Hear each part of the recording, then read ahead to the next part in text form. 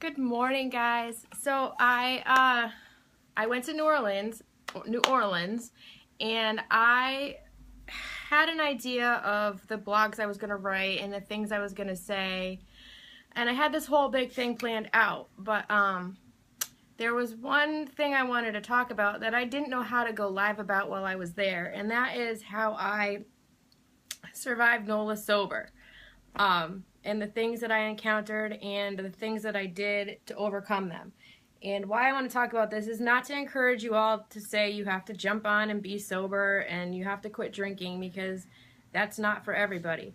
But what I want to do by telling you this is to show you that no matter what happens or is happening in your life, there's always something you can do to make every day better.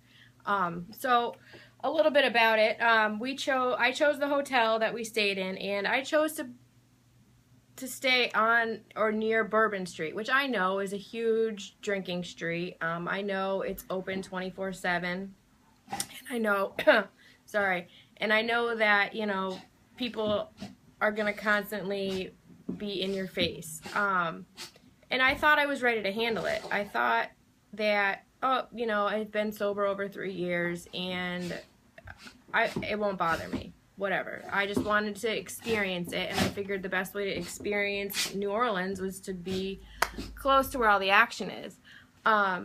So we arrived at 10:30 in the morning, got to our hotel around 11:30, and people were already throwing up in the streets. People were yelling, screaming, hooting, hollering at 11:30 in the morning.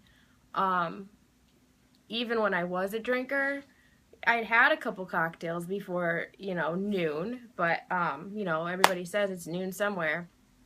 But I don't recall a day where at 11:30 in the morning I was yelling, screaming, hooting, and hollering, and having a grand old time. You know, that was like the start of my day, not the end of it. And then, you know, we went to lunch, came out from a lunch, and people were, so then it's like 12:30, 1 o'clock. We were just going to walk around the streets and check things out, and people were throwing up already at noontime. So definitely not the area for me. But as I stayed there longer, I realized that it was good for me to see all this.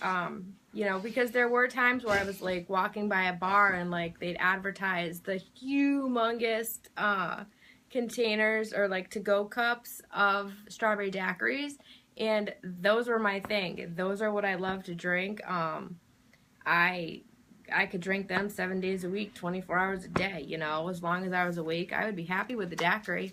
But what I realized is that I was put there in that situation to see all this stuff happening, to remind myself of why I quit and why I was actually in New Orleans for you know, how I got there. And how I got there was through dedication and time of you know, to focus on me and to focus on my sobriety. And I was able to attend this conference, and I'm going to attend another one next year. It's something that has now become a part of me, where instead of drinking and, you know, driving and, you know, being the old me, I have a new me where I focus on health, fitness, and my life, and living my life and seeing what I'm actually capable of. Because when I was drinking, I didn't know what I could do. I never thought I could have a team built. I never thought I could have teammates come with me on a trip. I never thought I could eat healthy, exercise, run half marathons, run a bunch of different races. I never thought that was possible. I thought that was all stupid. And what I realized is I'm missing out on so much, or I was missing out on so much when I was drinking. So I survived NOLA. I am still sober this day. I'm going to be sober again tomorrow. But I just want you guys to know that you can do anything that you put your mind to. You just have to do it. You have to experience life, and I couldn't do that. I was hiding behind the bottles of liquor, and now that I'm free of it, I am you know, enjoying my life and figuring out who I am finally at 39 years old. So I want you guys to all know that it's possible. and I am going to drop this in with some more tips and tricks that I use to stay sober and survive NOLA in a blog. So watch for that later today. But I just finished a run and it is time to shower. I will talk to y'all soon.